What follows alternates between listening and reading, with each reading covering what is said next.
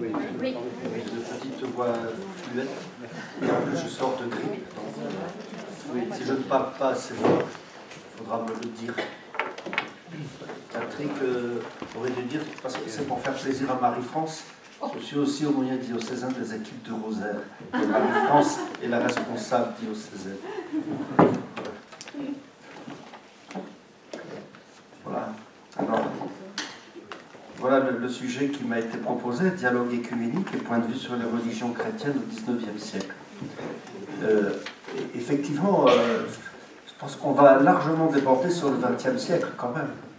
Parce que tout prend racine au XIXe, mais tout se déploie au XXe. Voilà. Alors, peut-être que je n'ai pas besoin de vous expliquer ce qu'est l'écuménisme. Vous n'êtes pas comme certains journalistes qui parlent d'écuménisme quand on parle de rencontres entre des juifs, des musulmans, des chrétiens. Ça, c'est le dialogue interreligieux, ce n'est pas l'écuménisme. L'écuménisme, c'est la recherche donc, de la réalisation d'une unité visible des chrétiens. Le mouvement écuménique se fait jour donc, vers la fin, on va dire vers la fin du XIXe siècle et au début du XXe, dans l'univers protestant d'abord. Et le contexte, c'est le dynamisme missionnaire de multiples sociétés protestantes qui viennent d'Europe, qui viennent des États-Unis, qui viennent d'Allemagne, etc. Et puis en France aussi. Voilà. Et à la grande conférence de 1910, là, dont je reparlerai après, j'ai noté peut-être la prise de parole d'un délégué des églises d'Asie qui s'adresse à cette assemblée internationale, donc un congrès sur les missions, hein, en 1910. Et ah oui, je ne vois pas ce qui se passe là. Voilà. 2010. Voilà. Voilà ce que dit ce délégué, qui est donc délégué des églises d'Asie. Vous nous avez envoyé des missionnaires qui nous ont fait connaître Jésus-Christ, et nous vous en remercions. Mais vous nous avez apporté aussi vos distinctions et vos divisions. Les uns nous prêchent le méthodisme, d'autres le luthéranisme, le congrégationalisme ou l'épiscopalisme. Nous vous demandons de nous prêcher l'Évangile et de laisser Jésus-Christ susciter lui-même du sein de nos peuples, par l'action de l'Esprit Saint, l'Église conforme à ses exigences, conforme aussi au génie de notre race, qui sera l'Église du Christ au Japon, l'Église du Christ en Chine, l'Église du Christ dans l'Inde, délivrée de tous les ismes dont vous affectez la prédication de l'Évangile parmi nous. Voilà, donc un message percutant qui a quand même eu un effet très fort, voilà, lors de cette conférence. Donc c'était la réunion de la conférence universelle des sociétés protestantes de mission à Édimbourg en 1910. Voilà. En fait, oui, les divisions des chrétiens, là, nous parlons des protestants, l'intérieur du monde protestant, eh bien, ces divisions ruinaient le crédit de l'Évangile dans son pays. Alors peut-être, moi je voudrais faire peut-être aussi une rapide présentation de l'état des communautés chrétiennes dans le monde entier au début du XIXe siècle. Jusque-là, les choses sont un petit peu statiques. Vous avez l'univers catholique avec tous les pays catholiques traditionnels. Enfin, on a la religion du prince, donc les pays du sud, grosso modo, comme on dit aujourd'hui, en Europe, hein, sont catholiques. Dans le nord, on est plutôt protestant. Complètement à l'est, il y a les orthodoxes. Et puis en Amérique du Sud, dans d'autres pays au sud de l'Asie, en Inde, etc., il y a des communautés catholiques. Voilà. Et puis les États-Unis, qui sont un fief protestant, hein, puisque les premiers immigrants des États-Unis étaient des gens qui avaient un petit peu fui leur pays, qui voulaient pratiquer leur foi sur place. Voilà. Tout ça ne va pas trop bouger jusqu'à la fin du XVIIIe siècle, à peu près. Hein. Donc quand on est aux États-Unis, on est plutôt protestant, on peut être catho, mais c'est pas très bien vu. Quand on est en Amérique du Sud, on est plutôt catholique, on ne peut pas être autre chose, etc. Voilà. Et puis tout à coup, au 19e, voilà, tout va changer. Ce que je voulais dire aussi, c'est qu'il y avait eu un accord, alors, je n'ai pas la date en tête, je crois que c'est 1492, le traité de Tordesillas, si je ne me trompe pas, qui opérait un partage du monde entre l'Espagne et le Portugal, pour établir des patronats. Hein, le patronat, padroado chez les Portugais, patronato chez les Espagnols, qui, en fait, les souverains espagnols et portugais recevaient du pape la délégation pour planter l'église sur leur terre. Voilà. Et tout ça va décliner, notamment avec la disparition des jésuites à la fin du XVIIIe. Enfin, il y a une espèce de décadence de ce qu'on appelle la propagande de la foi à cette époque-là. Hein. Et puis, à côté de ça, eh bien, il y a un univers qui est en train de bouger. Dans les pays comme les États-Unis et le Canada, il y aura aussi une espèce de libéralisation qui se fera, qui permettra aux communautés catholiques d'exister plus facilement. Voilà. Donc ça, c'est un peu pour planter le décor. Alors, on peut dire que le 19e siècle, c'est un peu le siècle de cette prise de conscience des effets néfastes des divisions entre les chrétiens, dans un contexte de dynamisme missionnaire qui est à l'échelle mondiale. Il y a un dynamisme protestant, il y a un dynamisme catholique. Alors, ça va, vous me suivez jusqu'à maintenant? En France, bon, vous savez que l'Église a subi des coups de boutoir, on peut dire, avec la Révolution française, et que tout à coup, après, on vous a parlé du Concordat ce matin, je pense. Voilà. Disons qu'à partir du Concordat de Napoléon, les choses vont se remettre en place, et même, je veux dire, elles vont prospérer, au-delà des espérances. Le pape avait été... Bon, le pape Pie VI est mort à Valence. Hein. On pensait qu'à ce moment-là, c'était fini, il n'y avait plus de papauté. Le pape Pie VII a été le prisonnier de Napoléon. Voilà. Et puis, la papauté donc, a perdu beaucoup au 18e. Enfin, au début du 19e, elle est dans un état un peu piteux, quoi. Mais elle va renaître de ses cendres, si on peut dire, avec les papes du 19e siècle. Voilà.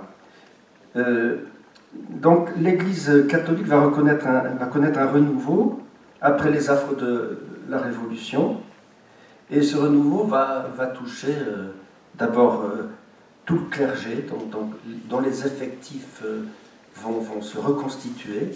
Hein. Il faut savoir qu'à l'aube du 19e siècle, le clergé était complètement décimé. Hein. On assiste à un réveil de l'action pastorale, la rechristianisation des campagnes, un meilleur recrutement des évêques qui sont plus pris dans les grandes familles aristocratiques comme autrefois, hein, la renaissance des ordres religieux qui avaient disparu, les jésuites, les dominicains, les bénédictins, voilà, puis des ordres religieux missionnaires, etc. Et puis dans ce contexte-là, des nouveaux ordres qui deviennent des ordres spécifiquement missionnaires dès le début du 19e siècle. Voilà. Et puis, voilà, alors, il y en a tellement que je ne veux pas tous les citer, mais il y a beaucoup de fondations, d'instituts missionnaires au XIXe siècle. Et puis, il y a des anciens ordres, comme les missions étrangères de Paris, les Lazaristes, les Pères du Saint-Esprit, qui renaissent. Voilà. Et un renouveau aussi de ce qu'on appelle, entre guillemets, le laïcat, les élites qui reviennent à l'Église, alors qu'elles s'en étaient éloignées au XVIIIe siècle, un essor des œuvres charitables et sociales, Pensez à Frédéric Ozanam, par exemple. Voilà. Et donc, nous allons...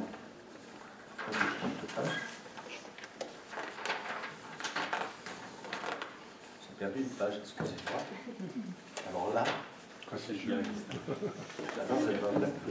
Bon, ben, je vais avancer sans filet. Pardon? Ah oui, c'est ça. C'est la fatigue, ça, c'est la grippe qui a fait ça. La grippe m'a atteint les méninges. Ouf, voilà. Bon. Alors, on peut aussi parler d'une chose qui apparaît, oui, comment dire, les laïcs sont intéressés à l'œuvre missionnaire au XIXe siècle. On pense à l'œuvre de la propagation de la foi de Pauline Jaricot à Lyon. Hein? Enfin, je veux dire, il va y avoir petit à petit un élan missionnaire qui va se déployer, mais cet élan missionnaire sera à la fois comment dire, institutionnel, parce que le pape Grégoire XVI, c'est avec lui que ça va commencer surtout, et puis c'est un élan du peuple, c'est-à-dire le peuple chrétien va financer les missions aussi, va prier pour les missions. Hein, il y a une espèce d'idéal d'aller porter l'évangile au bout du monde, tout simplement. C'est un élan général qui va se prolonger, on peut dire, pratiquement jusqu'à la deuxième moitié du XXe siècle. Et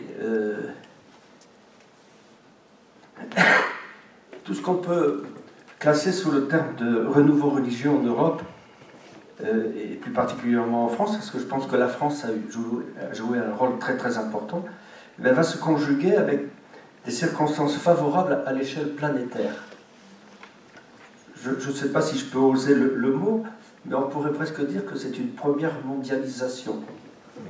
Parce que il y a le développement des explorations, l'avancée des sciences, les progrès des techniques, la possibilité de naviguer sur les océans dans des conditions plus sûres.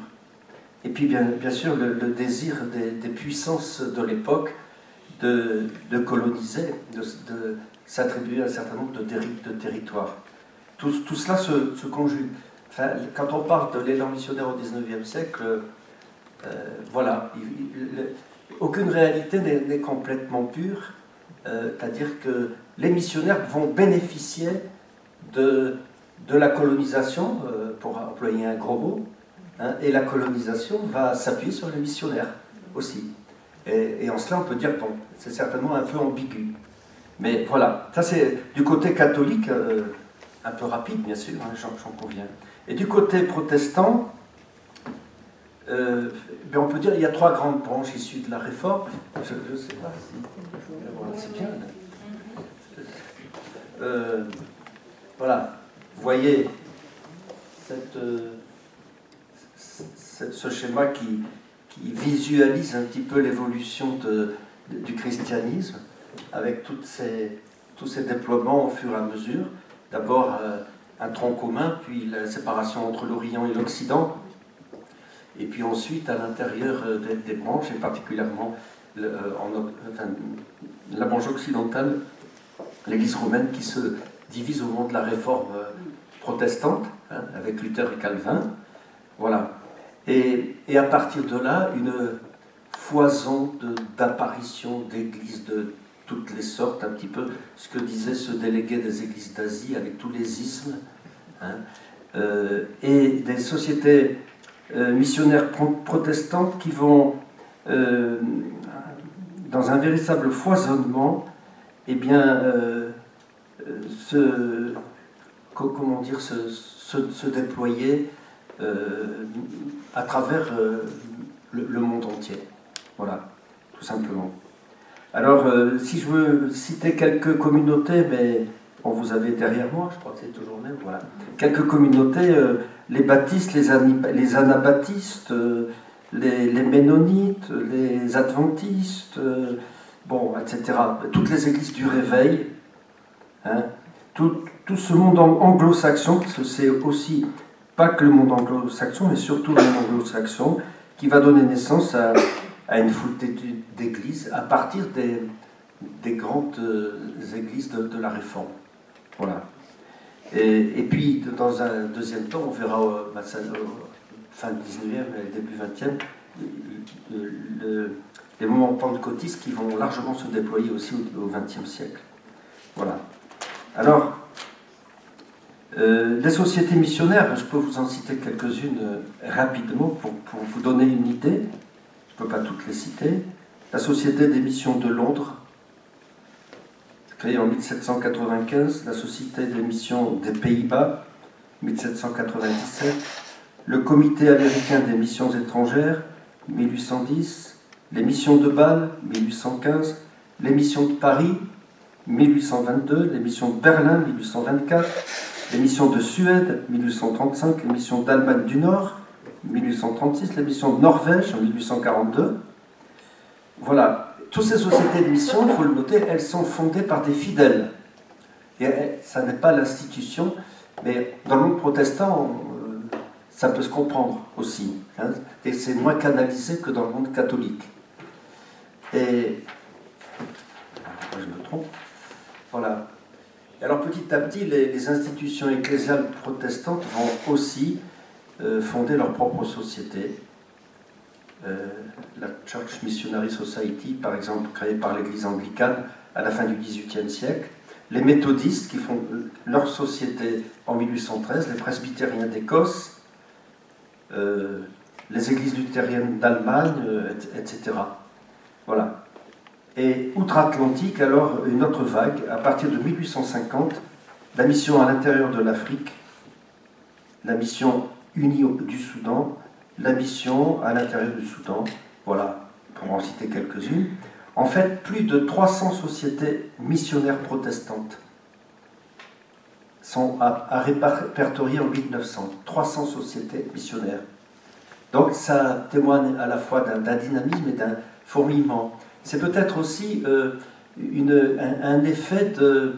Vous savez, les pionniers aux États-Unis, ils étaient très très fervents dans les premières générations, et puis ça s'est un peu affadi. Alors, à la faveur d'un mouvement de réveil, eh bien, il y a ce foisonnement de... Voilà, et ce désir de porter l'Évangile au bout du monde. Voilà. Donc, il y a des regroupements qui vont s'opérer, puis conscients de ces problèmes, des problèmes très concrets sur les terres où on veut évangéliser, eh bien, on va essayer d'organiser des conférences pour que tous ces gens qui sont dans les missions puissent se parler et puissent travailler un petit peu de concert. Parce qu'il faut dire que sur place, c'est pas toujours facile. Chacun vend sa marchandise, et puis chacun peut avoir des relations pas très amènes avec le voisin. Chacun a son Jésus-Christ qui veut placer en premier. Hein? Voilà. Bon, voilà, à grands traits, le développement des missions dans le monde protestant, un très grand trait. Alors, c'est à partir de là, donc, vous voyez, ce que j'ai voulu essayer de démontrer, c'est qu'il y avait un dynamisme qui touchait à la fois l'Église catholique dans son peuple et dans ses institutions, et les Églises protestantes dans leur peuple et leurs institutions. Voilà. Et mettez-vous à la place de tous ces gens qui voient débarquer les missionnaires de tout poil. Voilà, quelle idée peuvent-ils se faire de l'évangile qu'on veut leur annoncer? Eh bien, il me semble que le point de départ, le déclenchement du mouvement œcuménique se trouve là. Voilà. Alors, je vais parler maintenant du développement du mouvement œcuménique, d'abord dans le monde protestant. Je vous ai parlé déjà de la grande conférence d'Édimbourg, au cours de laquelle il y a cette intervention que j'ai citée. Voilà. Donc, il va y avoir la Première Guerre mondiale. Parce qu'il y a cette conférence de 1910 où il y a une espèce de prise de conscience, et puis là-dessus arrive la Première Guerre mondiale. Bon, ça c'est gentil. Merci.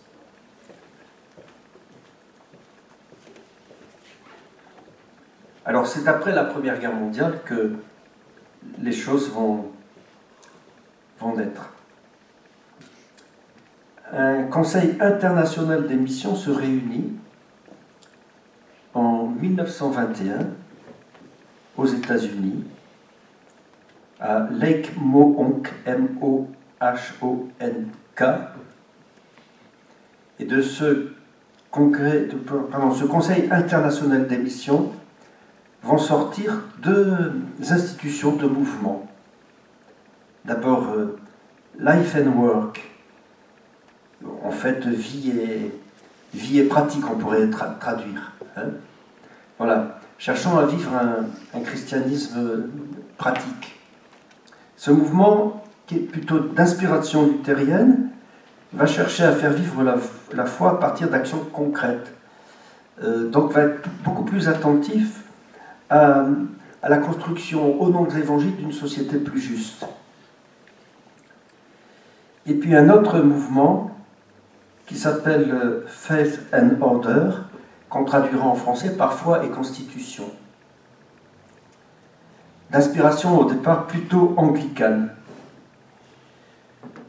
Faith and Order va réunir une première conférence en 1927 à Lausanne, où vont se retrouver 108 églises, à l'initiative d'un évêque américain anglican, on peut dire aussi épiscopalien, Charles Brent, B-R-E-N-T. Voilà. Donc, il y a deux mouvements qui apparaissent, et en 1930, ces deux mouvements vont fusionner.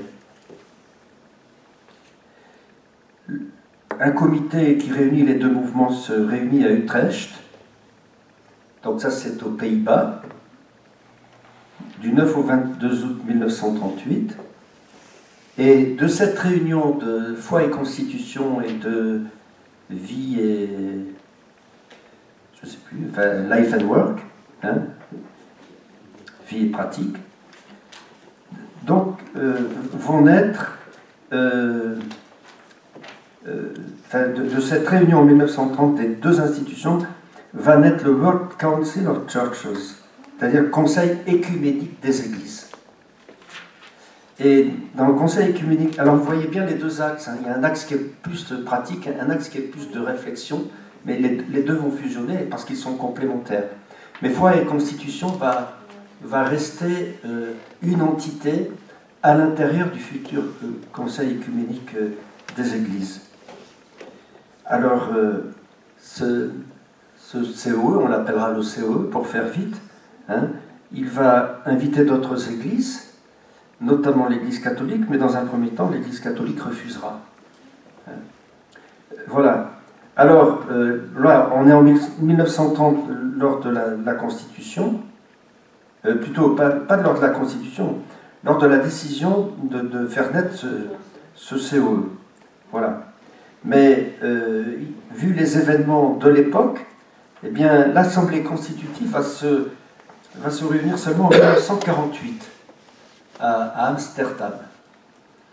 Mais voilà, je crois qu'à un moment donné, c'est le pape Pie XI qui demande aux catholiques de ne plus participer au mouvement écuménique.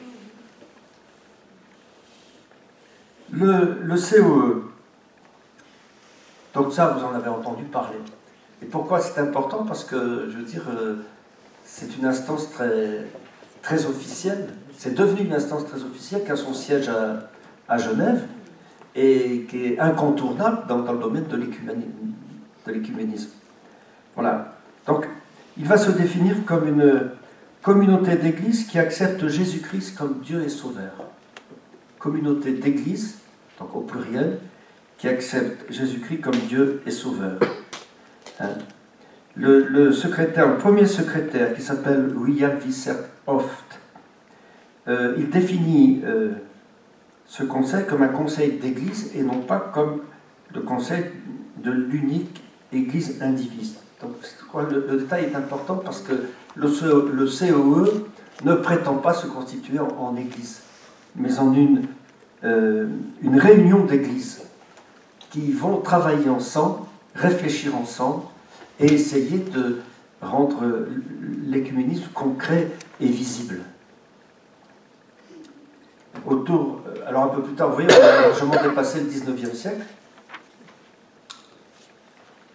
En 1961, à New Delhi, bien, la plupart des églises orthodoxes de l'Est vont adhérer au COE.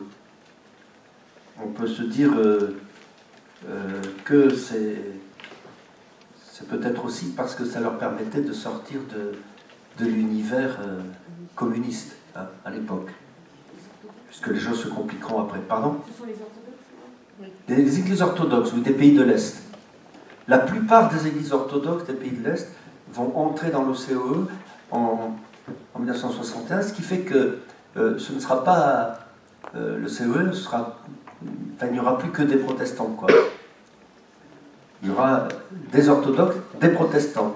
Et l'Église catholique, ça ne veut pas dire qu'elle ne fait rien, mais pour l'instant, elle est complètement en retrait. Hein?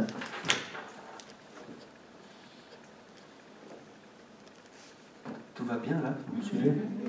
Je ne parle pas trop vite. Alors, le COE va se définir comme une association fraternelle d'églises qui confesse Jésus-Christ comme Dieu et Sauveur, selon les Écritures. Donc je répète, une association fraternelle d'églises qui confesse Jésus-Christ comme Dieu et Sauveur, selon les Écritures, et s'efforce de répondre ensemble à leur vocation, et là c'est très important, pour la gloire du seul Dieu, Père, Fils et Saint-Esprit. Donc l'affirmation de la foi en un Dieu, Père, Fils et Saint-Esprit. Ce qui va provoquer l'entrée de nouvelles églises, mais la sortie de certaines autres. Ce qu'on appelle les trinitariens ou les trinitaristes. Non, les unitaristes, pardon. Les unitaristes, voilà. Ceux qui pensent que Dieu est un esprit, mais que Jésus-Christ n'est pas Dieu. Voilà. Je caricature, hein, je vais un petit peu vite. Voilà, mais je crois que c'est très important parce qu'il y a une affirmation de la foi au Dieu trinitaire. Et c'est en quelque sorte ce qui identifie l'appartenance chrétienne. Hein? Et dans le monde orthodoxe, alors, on va reprendre un discours, je crois que c'était le discours d'intronisation du patriarche de Constantinople en 1920, c'était le patriarche Germain, qui avait prôné l'abandon de la méfiance et de l'amertume dans les relations entre les églises. Ce sera repris au niveau du Conseil œcuménique des églises. Voilà. Donc,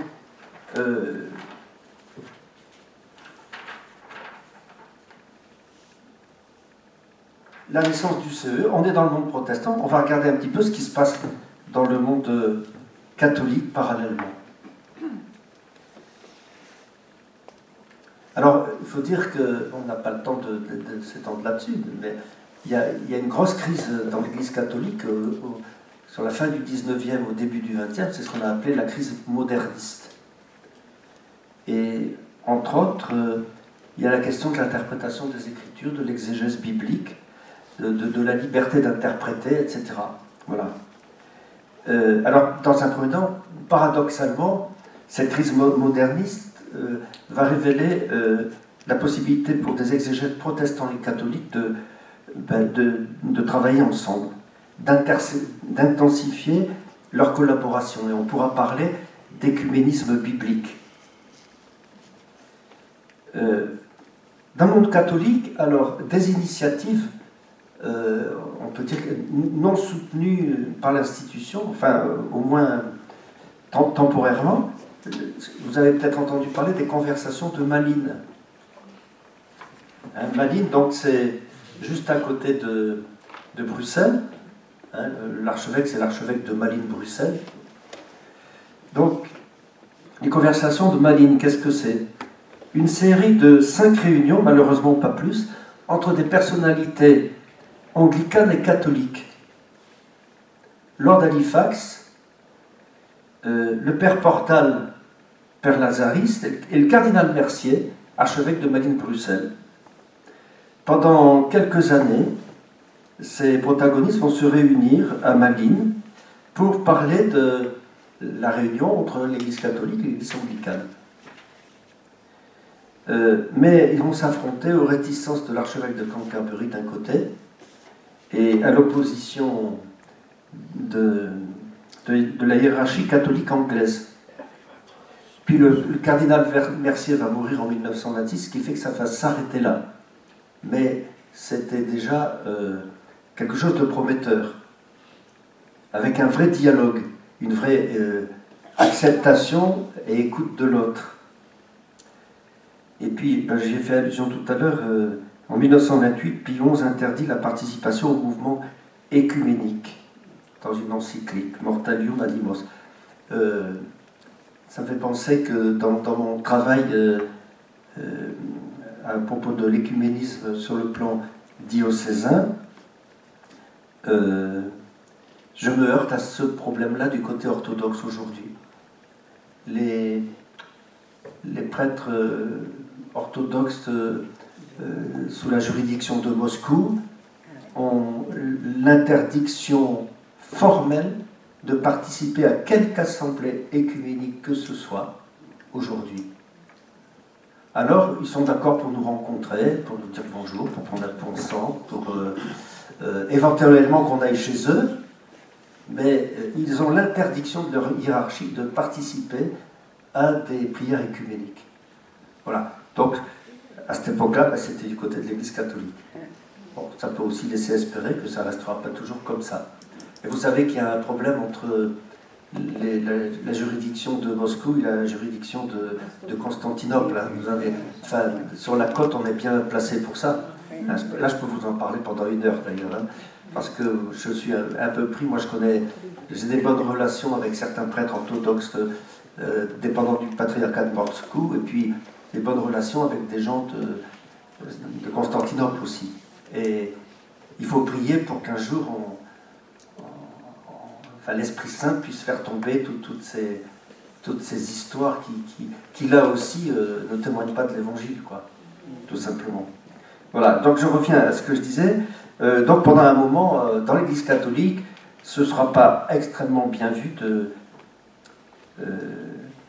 de participer au mouvement écuménique.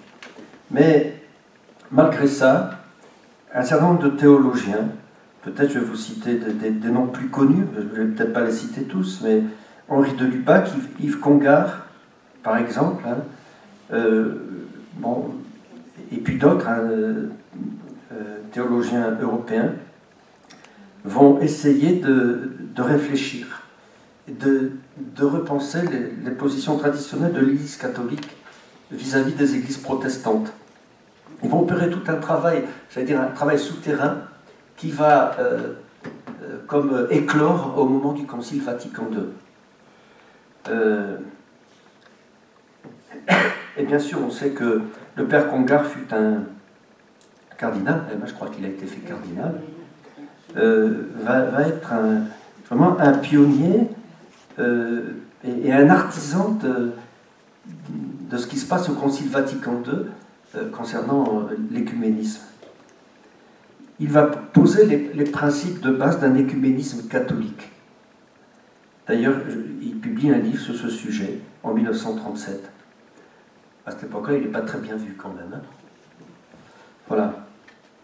Il faut aussi noter le travail incessant d'une personnalité symbolique de l'écuménisme dans l'Église catholique, l'abbé Paul Couturier, dont vous avez entendu parler.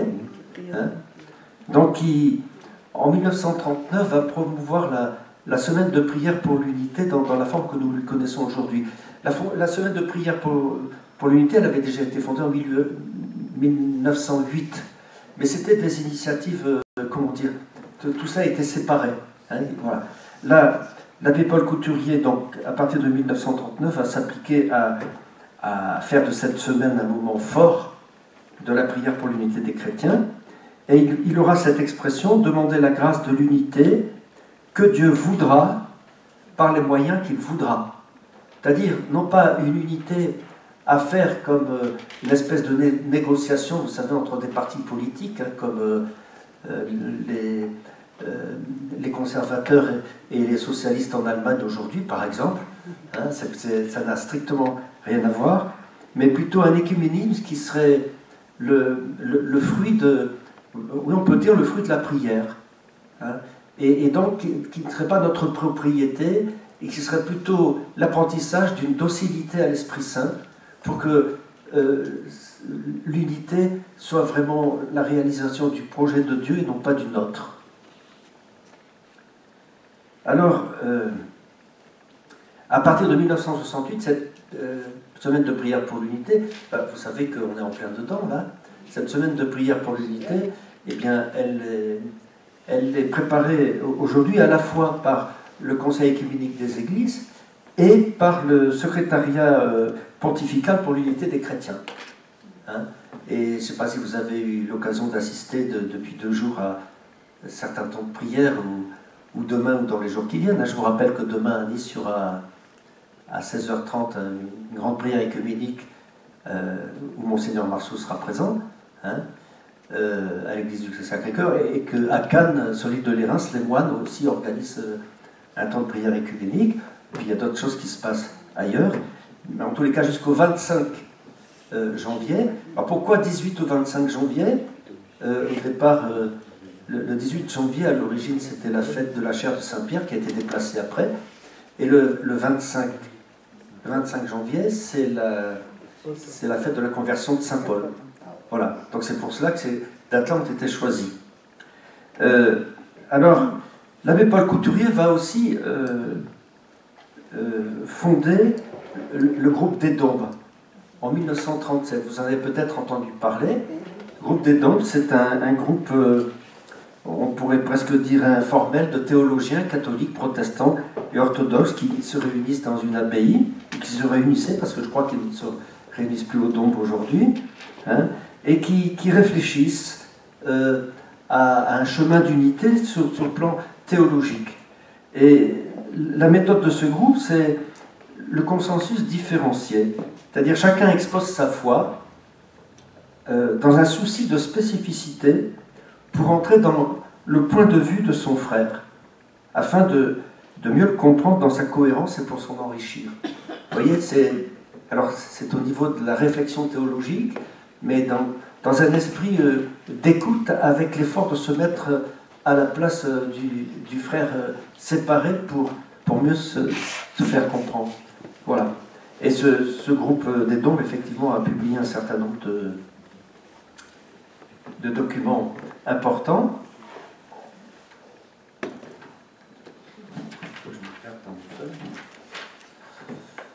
Voilà.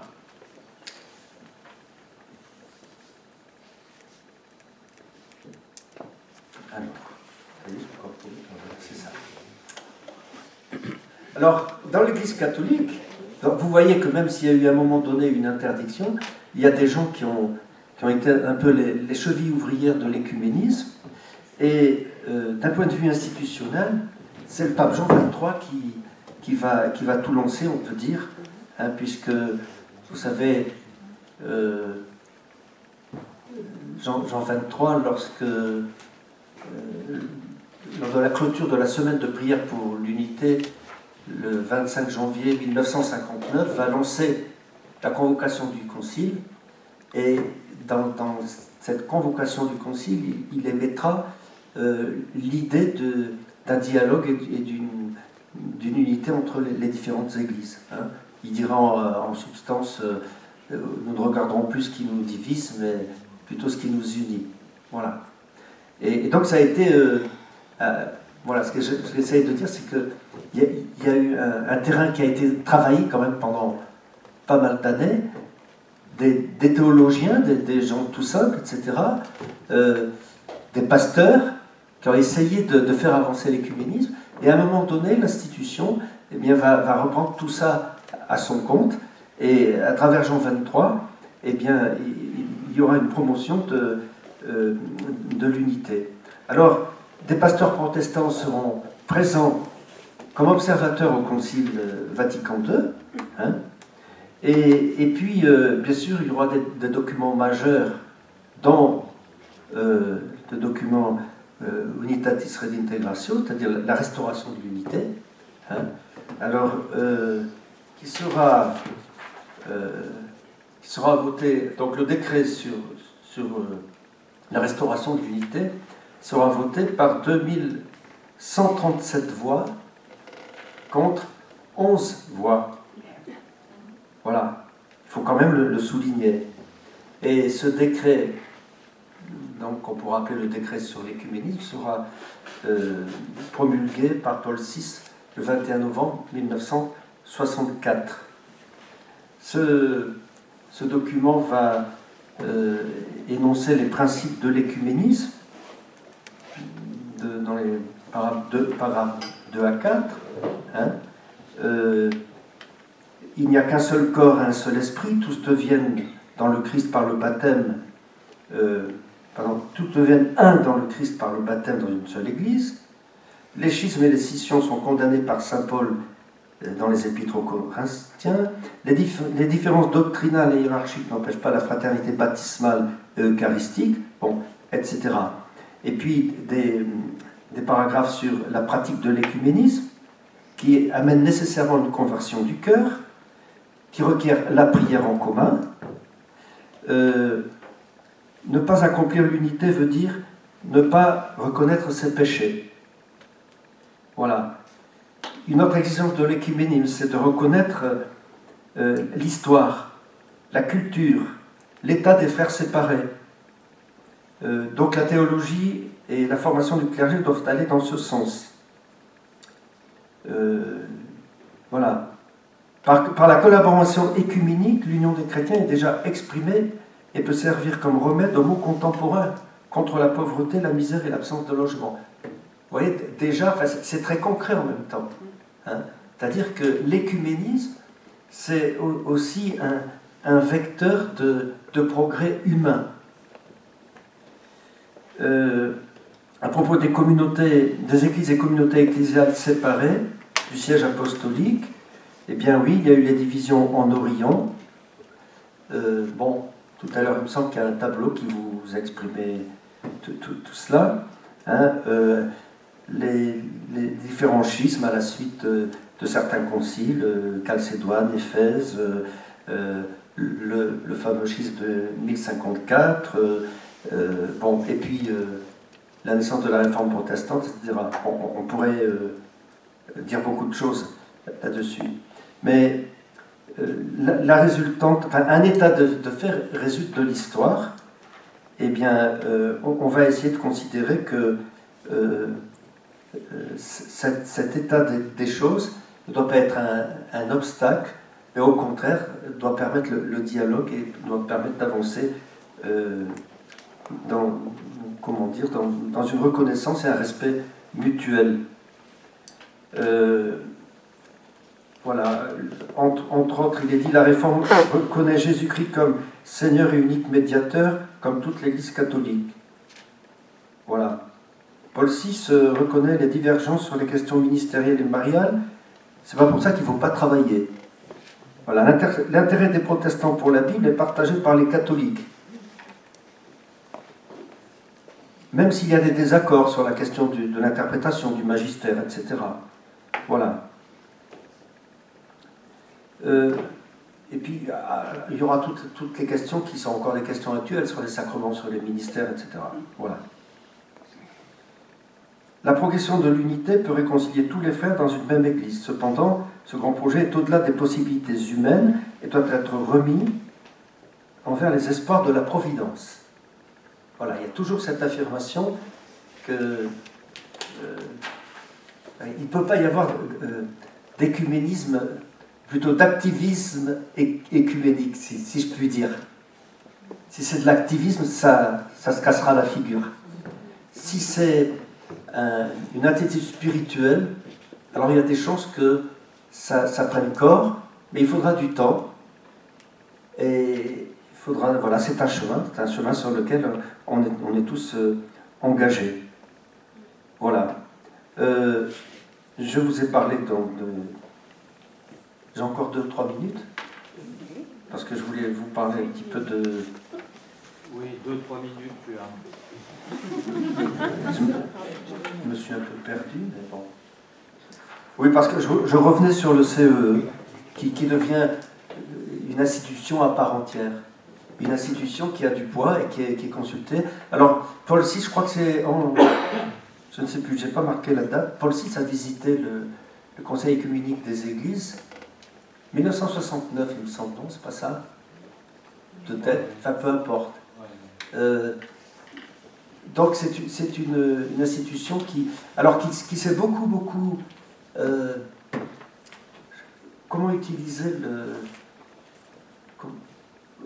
je sais pas, peut-être un néologisme, qui s'est tiers-mondisé. Je veux dire par là que dans le CEE, ce n'est pas les églises d'Europe, ce sont des communautés du monde entier et qui ont un point important. Et l'Église catholique a un rôle d'observateur. Hein? Elle ne fait pas partie du CEE, mais elle y collabore. Et des catholiques, des théologiens catholiques, alors participent en tant que tels, toujours dans la commission foi et constitution. Ils participent au travail. Alors maintenant, bon, ça va, peut-être, je m'en vais un peu dans tous les sens parce que je voudrais raccourcir ce que j'avais écrit, mais il y aura un document important qui sortira à l'Assemblée de Nairobi en 1975, qui s'appelle le Baptême, Eucharistie, Ministère. Donc une réflexion commune du Conseil œcuménique des Églises qui aura, qui sera beaucoup étudié et partagé. Voilà. Alors, je n'ai pas parlé de tout ce qui se passe. Je vais parler des grandes institutions, mais il faut dire aussi que il y a un peu à tous les niveaux. L'écuménisme, c'est quelque chose de vivant, même s'il est de bon ton de dire aujourd'hui que la mode est passée, en quelque sorte. Hein, je ne crois pas. Et puis, il y a beaucoup de dialogues inter-églises. Par exemple, alors, là, il faut le citer, en 1999, la publication d'un document commun sur la doctrine de la justification, qui est le fruit du dialogue entre les luthériens et les catholiques. Donc, un document tout à fait officiel qui exprime la foi commune des luthériens et des catholiques concernant la justification. Et ce document vient d'être signé, je ne sais plus quelle date, vers le mois de septembre, par là, ou octobre, par l'Église anglicane et par les églises plutôt, les églises de la Réforme plutôt calvinistes. Donc, ça, c'est un très très grand pas. Voilà. Alors après, bien, il y a tout ce qui se passe. Voilà, l'écuménisme, c'est quelque chose de concret qui a lieu tous les jours, contrairement à ce qu'on peut penser. Alors vous allez dire, il est payé pour dire ça, hein, mais moi je vois à Cannes, par exemple, bon, comme je suis curé de Cannes, évidemment, je ne peux pas m'empêcher de le dire, il y a une association qui s'appelle J'avais faim. Donc les Cannois, ils en ont entendu parler, forcément. Il y a à peu près 80 bénévoles, protestants et catholiques, dans cette association, et qui servent des repas tous les jours, du mois d'octobre au mois de fin mars, hein, à des SDF, à des gens qui sont dans la rue, des gens, même des petites mémés qui sont toutes seules et qui n'ont pas le sou, etc. Tous les jours. Donc, le président actuellement, ça a été fondé par le père Roubaudi, que certains ont connu, qui était un de mes prédécesseurs. Hein. Et puis, actuellement, le président, c'est un protestant. Voilà. On pourrait citer, peut-être, puisqu'on parle de Cannes, je pense qu'il faut le dire quand même, il y a une chose à laquelle il faut penser, c'est que dans le cadre du festival du film, il y a un jury écuménique et qui fait un très beau travail à travers l'association Signis pour les catholiques et l'association Interfilm pour les protestants. Voilà. Bon, je vois des gens qui approuvent là-bas. J'étais à l'Assemblée Générale de Signis. Oui, j'ai pas pu y être parce que j'étais malade. Et ben voilà. Voilà. Et puis on peut citer, voilà. Mais les enjeux aujourd'hui, sur le plan théologique, beaucoup de choses ont avancé, beaucoup de choses doivent encore avancer. Aujourd'hui, il y a un phénomène qui n'est pas bien maîtrisé encore, c'est l'explosion des églises évangéliques. Voilà. Et donc, on peut dire qu'elles ont le vent en poupe. Et il y a eu à Nice un grand rassemblement, il y a bientôt 2 ans, là, le rassemblement Jour du Christ, qui a proposé à des chrétiens des églises évangéliques de venir participer. Ça a été quand même un succès, il y a eu 3000 personnes, hein, mais on sent, moi, quelques pasteurs m'ont dit qu'ils étaient venus un peu contre la vie de leur communauté. Voilà. Donc on a encore du chemin à faire. La vraie question, c'est est-ce que nous partageons la même foi? Ça, c'est déjà un point important. Est-ce que nous pouvons de temps en temps prier ensemble? Alors, nous ne prions pas forcément tous de la même manière. Mais est-ce que parce que quelqu'un ne prie pas comme moi, sa prière n'est pas valable? De quel droit je devrais juger? Hein? Alors c'est vrai, moi je vous dis, j'ai été à cette occasion 2-3 fois avec des évangéliques et leur façon de prier m'a plutôt énervé. Leur façon de prier, c'est vrai, mais bon. Mais si on ne se rencontre pas, si on ne se connaît pas, on ne peut pas avancer. Voilà. Et puis, alors, une des grandes questions aujourd'hui qui traverse les églises elles-mêmes, hein, c'est les questions sociétales, qui prennent beaucoup d'ampleur et qui créent des nouvelles divisions. À l'intérieur du protestantisme, hein, il y a eu beaucoup de remous quand je ne sais plus comment s'appelle l'instant protestant qui a voté ça, mais qui a voté la possibilité pour des pasteurs d'unir des personnes de même sexe. Voilà. Ça a fait une scission à l'intérieur de l'Église protestante unie de France.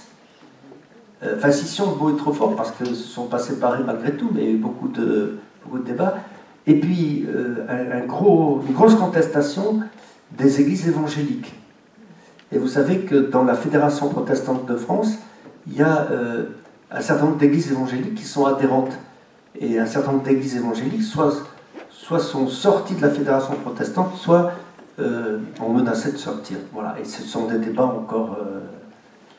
voilà. Et peut-être que dans l'avenir, à toutes ces questions théologiques sur les ministères, les sacrements, etc., vont s'ajouter ces questions-là, les questions de vie en société, tout simplement.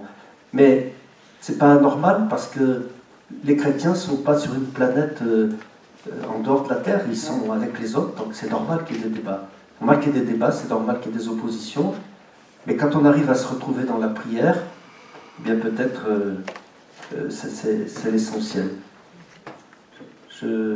Voilà, je voulais un petit peu conclure. Voilà, que tous soient un, c'est peut-être avec ça qu'on peut conclure. Je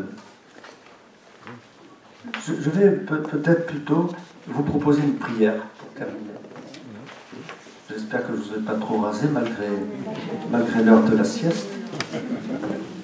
Voilà. Je ne sais pas comment vous êtes. Il y a combien de personnes là? Bon, j'en ai encore dans mon cartable. Je vais garder ça. Voilà. Alors ceux qui ont le signet bleu pourront lire avec moi, les autres ils écouteront. Parce que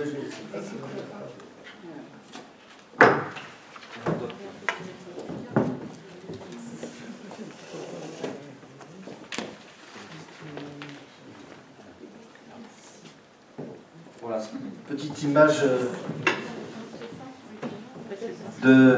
dans le cadre de la semaine de prière pour l'unité. Je vous ai parlé de l'abbé Paul Couturier, pardon. Voilà, j'aime beaucoup cette prière.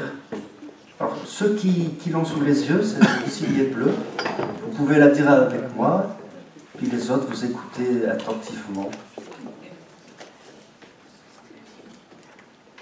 Seigneur Jésus, qui à la veille de mourir pour nous, a prié pour que tous tes disciples soient parfaitement un, comme toi en ton Père, et ton Père en toi. Fais-nous ressentir douloureusement l'infidélité de notre désunion. Donne-nous la loyauté de reconnaître et le courage de rejeter ce qui se cache en nous d'indifférence, de méfiance et même d'hostilité mutuelle. Accorde-nous de nous rencontrer tous en toi, afin que de nos âmes et de nos lèvres monte incessamment ta prière pour l'unité des chrétiens, telle que tu la veux, par les moyens que tu veux. En toi, qui est la charité parfaite, fais-nous trouver la voie qui conduit à l'unité, dans l'obéissance à ton amour et à ta vérité. Amen.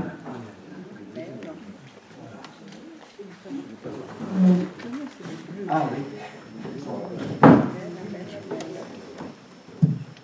Oui, alors, vous avez peut-être remarqué, j'ai fait l'impasse, mais c'est plutôt récent, c'est dans la seconde moitié du XXe siècle. Hein.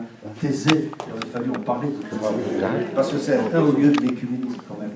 Voilà, ben vous avez le programme donc, de la semaine de prière pour l'unité. Ce soir, ben là c'est en ce moment, hein, c'est organisé par le GOP. Je ne sais pas si vous connaissez le GOP, c'est le groupe écuménique de partage auquel j'ai participé pendant quelques années quand j'étais curé à Nice. Je crois que j'ai dit Brigitte, ben là, Brigitte, elle connaît, hein, non? Non, vous y êtes allé une ou deux fois quand même, non? Bon, donc le groupe écuménique de partage, c'est un groupe de chrétiens catholiques protestants qui, une fois par mois, se réunissent et partagent la Bible, tout simplement. Voilà. Alors c'est le GOP qui, en ce moment même, est en train d'organiser une rencontre. Alors là, c'est moins sous forme de prière liturgique que de rencontre entre des chrétiens sur la Bible.